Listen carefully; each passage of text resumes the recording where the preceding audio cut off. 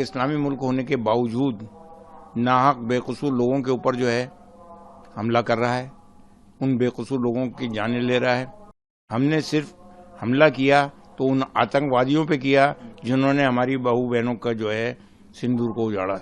हमारे देश का अब ये फर्ज बनता है कि वो अखंड भारत की ओर आगे बढ़े। पाकिस्तान के 5 टुकड़े कम से कम होने चाहिए, उनको अंदर घुस के मारना चाहिए ताकि इस आतंकवाद का जड़ से सफाया हो सके। पाकिस्तान की फौज डर चुकी है, ठिकानों से भागने लगी है और सांसद ने शरीफ को बुजदिल भी कहा है। क्या कुछ कहना चाहिए? बिल्कुल सही कहा है उसने बुजदिल, क्यों कि वो आसिम मुनीर जो उनका कमांडर इन चीफ है उसके हाथों की कठपुतली बना हुआ है और उसके पास में कोई विल पावर नहीं है। हमारे प्रधानमंत्री की विल पावर है जिसकी वजह से हमने अंदर घुस करके उनको मारा है, मुंह तोड़ जवाब दिया है और अखंड भारत की तरफ हमने एक कदम और आगे बढ़ाया है। भारतीय सूचना प्रसारण मंत्रालय ने गानों पर और जिस तरह के पॉडकास्ट जारी होते हैं उन पर भी रोक लगा दी है पाकिस्तान के। ये बहुत पहले हो जाना चाहिए था, अब लगाई है, बहुत अच्छा किया है, इसके लिए हम बधाई देते हैं हमारे मंत्रालय को। देखिए, भारत ने पहलगाम का जो बदला लेने की कोशिश की और लिया और हमारी उन बहू बेटियों को इनके मांग का सिंदूर उजाड़ा गया था, उसी को आधार बना करके हमलावर हुए और जो आतंकी थे उनको अपने अंजाम तक पहुंचाया। दोनों मुल्कों के अंदर फर्क ये है कि वो एक इस्लामी मुल्क होने के बावजूद नाहक बेकसूर लोगों के ऊपर जो है हमला कर रहा है, उन बेकसूर लोगों की जानें ले रहा है और हम एक जिम्मेदार कंट्री होने के नाते हमने सिर्फ हमला किया तो उन आतंकवादियों पे किया जिन्होंने हमारी बहू बहनों का जो है सिंदूर को उजाड़ा। भारतीय सेना मुंह तोड़ जवाब दे रही है, लाहौर कराची तक हमला किया है, आपका क्या कहना है? देखिए, जहां तक अखंड भारत का सवाल है तो 14 अगस्त 1947 को भारत का जो विभाजन हुआ था वो गलत है। इसके ऊपर कई किताबें लिखी जा चुकी हैं, कई लोगों के, जिम्मेदार लोगों के जो हैं नेताओं के बयान भी आ चुके हैं। हमारे देश का अब ये फर्ज बनता है कि वो अखंड भारत की ओर आगे बढ़े और लाहौर, इस्लामाबाद, कराची उनके ऊपर कब्जा करके पाकिस्तान के 5 टुकड़े कम से कम होने चाहिए, वो करें।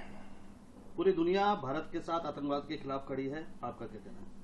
देखिए, भारत के साथ इसलिए खड़ी है कि हमारे देश का नेतृत्व जो है ऐसे विदेश मंत्री के हाथ में है कि जिन्होंने अदर कंट्रीज के विदेश मंत्रियों से, प्रेसिडेंटों से राब्ता कायम करके वस्तुस्थिति से उनको अवगत कराया और इसके साथ साथ हमारे जो एनएसए के जो चीफ हैं श्री अजीत डोभाल साहब, उनका नेतृत्व जो है वो भी इसके अंदर काम आ रहा है।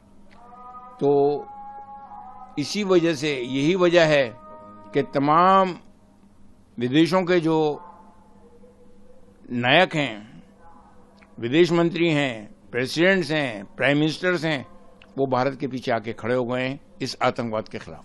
क्या भारत को अब आतंकवाद के खिलाफ निर्णायक जंग लड़नी चाहिए? बिल्कुल लड़नी चाहिए निर्णायक जंग, और उनको अंदर घुस के मारना चाहिए ताकि इस आतंकवाद का जड़ से सफाया हो सके।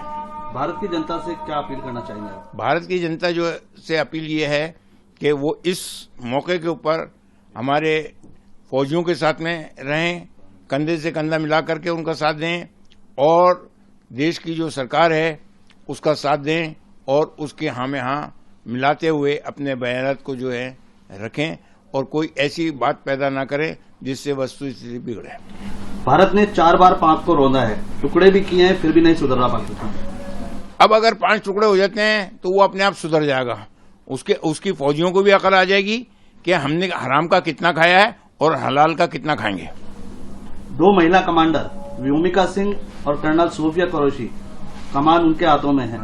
ये नारी शक्ति का जो है एक उदाहरण है देशवासियों के सामने कि उन्होंने विदेश में जाकर अंदर घुस करके उनको मारा है, तमाम आतंकवादियों को, और उन माँ बहनों के सिंदूर जिनका उजाड़ा था, उनको सच्ची श्रद्धांजलि अर्पित की है उन आतंकवादियों को मार करके।